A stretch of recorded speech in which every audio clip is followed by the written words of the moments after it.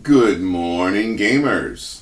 Welcome back to the Grumpy Old GM's GM Academy in the Game Shop's basement, where we work to bring out your inner greatest game master. So today I want to share a piece of advice that I got yesterday. I want to pass it on to you because it was very surprising to me. It is not what I expected at all. So I got a newsletter yesterday from the website Startplaying.games. Now, those of you that are playing games with us, that's our booking platform, so you already know about it. But if you're not aware of Startplaying.games, that is our booking platform, and that's where you can, where players and professional GMs can find each other, and you can find tables and stuff like that. So, and they make what we do here possible. So go check them out at Startplaying.games. Now, but one of the things that they do is they send out newsletters to the game masters, and I got this newsletter yesterday, and it was entitled "The Number One Complaint That Players Have About Game Masters." And it was very surprising to me. It's not what I thought at all. When I saw that title, players complaining about game masters. Those of you that maybe listen to this video series sequentially, or maybe day by day or something like that, I have one friend that says, yeah, I catch up every week. He doesn't listen every day, but he catches up every week. You guys might understand that I was in a little bit of a negative headspace about the idea of players complaining about game masters. And I've got a video coming up real soon about in our series of play styles of RPGs with what I call the Blame the GM play style. So I was in a little bit of a negative headspace about that, but this really surprised me. The number one complaint, according to their numbers, their studies, and they're the first year that they were in business. I don't know what they did the second year or anything like that, but I do remember seeing that they paid out over $100,000 to game masters their first year in total. So that was, and they've only been growing. So they're not a small company. They kind of have their finger on the pulse of the online gaming thing. And so so when they say this is the number one complaint, that's kind of a big deal. So the number one complaint's not what I thought of at all. The number one complaint that they said that people complain about with game masters to them is that the game master, it doesn't have anything to do with your style. It doesn't have anything to do with you, really, in terms of how you run the game. It's just a little organizational thing that anybody can fix. Now, it doesn't even pertain to me, and no one's ever complained to me about this thing, but I guess it's their number one thing. So let's get on with what it is. What is it, John? Okay, here it is.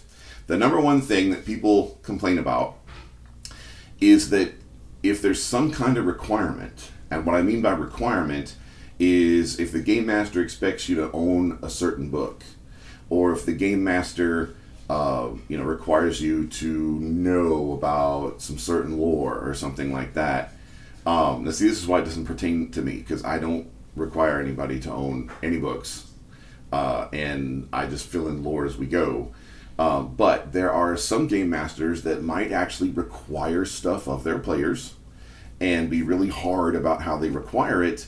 And the biggest complaint that customers have to start playing games about game masters is that these expectations were not adequately communicated to the player.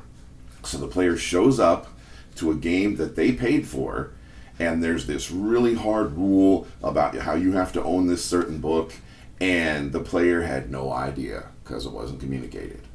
Or there's this certain familiarity that the player is supposed to have with a certain world or something, and they don't. And I guess it's more difficult for them because they didn't know what they were supposed to know, or it's really frustrating for them because certain expectations weren't communicated. So this was really surprising to me.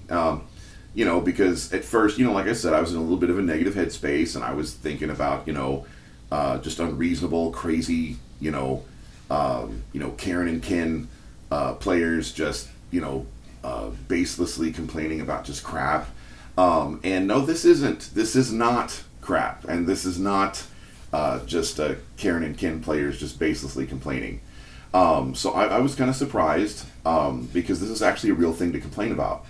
And I was also kind of surprised that are there really that many GMs out there that have these hard and fast requirements? So for instance, when you come to one of my tables, like 95% plus percent, almost 99% of the games we do are 5e D&D.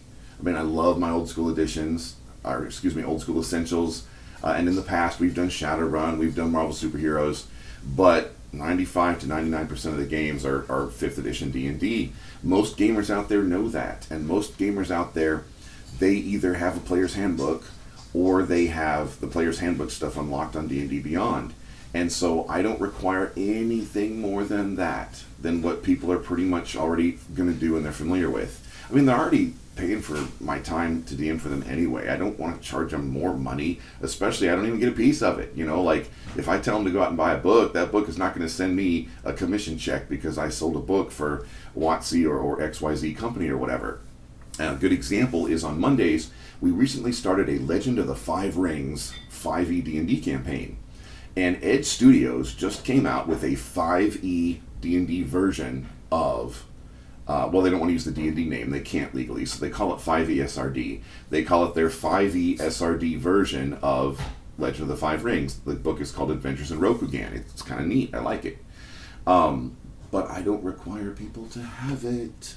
You can play, and there are at least 2 people who are, in our Monday night campaign, Rokugan campaign, you can play with a completely 5e Player's Handbook character, and you will fit into Legend of the Five Rings Rokugan just fine. There is a young lady who is a Fox Yokai bard. Now, Fox Yokai isn't in the Player's Handbook, but I just, grabbed her, little homebrew thing off the internet on Fox and Yokai that doesn't break the game, and there we go.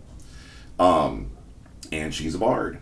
And, it's, I don't require anything, people to go out and load up and spend money or something. That's the game master's job. That's my job. You should see my collection. But my wife was talking about it just the other day about, how much I put into the books and how much I'm researching and how big my collection is. But honey, how big your collection is. Anyway, all the better to please my players with, my dear.